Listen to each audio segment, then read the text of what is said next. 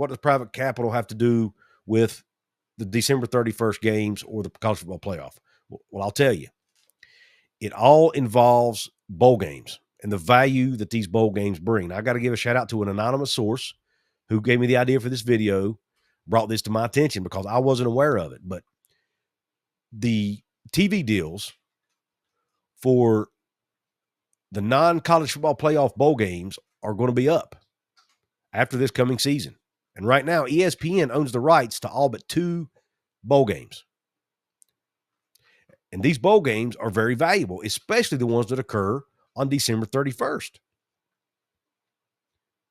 Games like the ReliaQuest Bowl, the Sun Bowl, the Citrus Bowl, and the Texas Bowl all occur on December 31st. And those time slots that those games fall into, you can have a noon game, you can have a 3:30 game, you can have a 2 o'clock game, maybe a 6 o'clock game, whatever. The time slots for those games are going to be extremely valuable because people are going to be off work.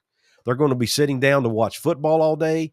And not only can they get to watch the college football playoff quarterfinal game that night, but they can watch really good games between power conference teams, for the most part, all day long leading up to that.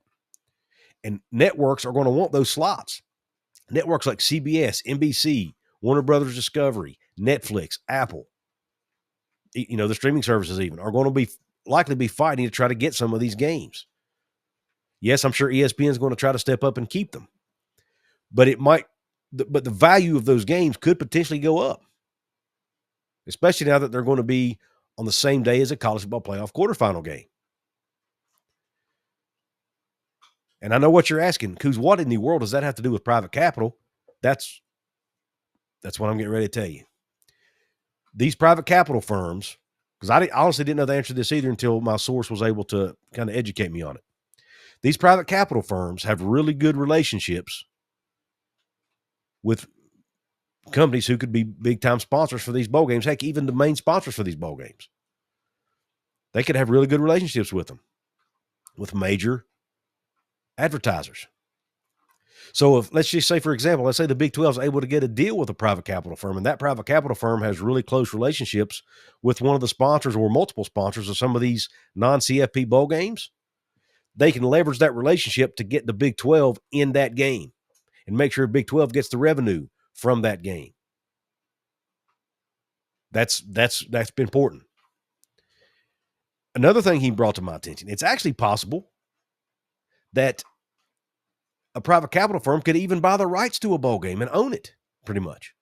And if that's the case, and that private capital firm also happens to have a deal with a conference, they're going to assure that conference is in that game and they win twice that way. Do they not?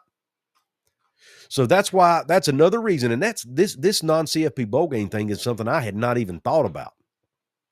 And I'll tell you something else I didn't even think about is how valuable these games were. Here are the payouts for not only the 4 games on December 31st that I mentioned, but also 3 other really high quality bowl games that are worth a lot of money. The ReliaQuest Bowl that I mentioned, the average payout for that game is around $7 million per conference. That's good. That's a big number.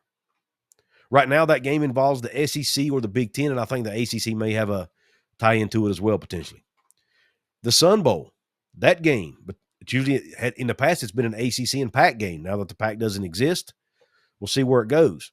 But the payout for the Sun Bowl is $4.6 million per conference, per participating conference. The Citrus Bowl, which right now is the SEC and the Big Ten, $8.2 million payout to each league.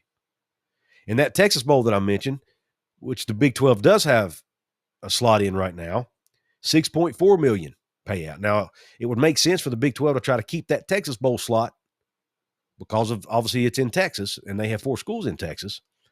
But they might have to get a private capital deal to help do that, right? And maybe even help raise the value of the game.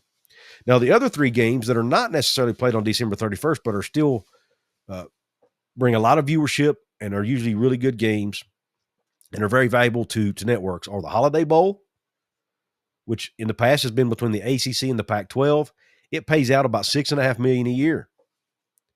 Another Big 12 affiliated game, the Alamo Bowl. $8.3 million payout per conference. That's huge. And then the Pop-Tarts Bowl, which also normally features a Big 12 team along with an ACC team, $6 million per league for the participation. And so that right there tells you just how valuable these major bowl games outside of the CFP are. And it's every league's best interest to get in as many of these games as they get teams in as many as these games as they can. And if getting a private capital deal helps do that, then that is another reason to do that. Now, yes, getting a private capital deal can bring instant cash flow into your conference. Yes, it can help you get a media right or get advertising deals for your schools. Yes, it can maybe even potentially help you pay a buyout for a team to come into your conference, those types of things. But it can also help you leverage relationships with advertisers to potentially get high quality, high paying non-CFP bowl games. This is something that, again, I had not thought about. And so far, correct me if I'm wrong in the comments, but I have not seen any other show or any other media outlet talking about this. So I think this is something that might be flying under the radar a little bit. And heck, even the non-major games, right?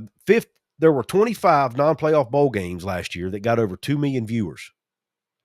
15 of those exceeded 3 million viewers. College football fans are going to watch bowl games. So it's important for each conference to get as many bowl game affiliations as they can, especially the ones that I mentioned, the ones that pay out the highest amounts. And that is what Brett Yormark and that is what Tony Petitti and some of these other conference commissioners are trying to position themselves to do in talking with these private capital firms. I find it to be interesting. I want to hear your thoughts in the comment section. I also want to give a shout out to my paid VIP channel members of this episode. Remember, to be a paid VIP member, hit the join button below or the join button over at my channel homepage right beside my profile photo. But the VIP shout outs for this episode are Jake T, Daryl Fletcher, Deb K, Cheers Beers and Mountaineers, and James Green. Thank you all for your support and for helping keep the lights on. Speaking of keeping the lights on, another shout out to my sponsors, Katz, Cantor, Stone Street, and Buckner Attorneys at Law and Appalachia Digital. I also want to remind you that you can support me for free.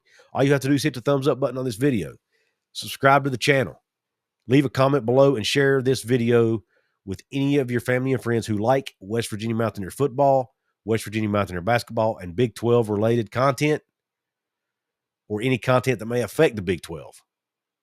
I will cover that here on the channel. So please share it with your friends. I appreciate your support. Hope the rest of your day's top shelf. Q Country Roads.